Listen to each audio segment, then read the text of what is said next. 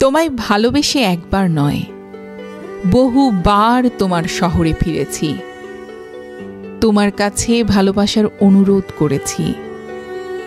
নিঃশ্বাস বন্ধ হওয়া মরণ যন্ত্রণা নিয়ে তোমার কাছে ঠাঁই চেয়েছি। খোলামেলা আকাশ সাক্ষী, তোমার শহরের অলি গলির পাথরগুলো সাক্ষী। তোমার অবহেলায় ফিরে গিয়ে কত আঘাত করেছি নিজেকে।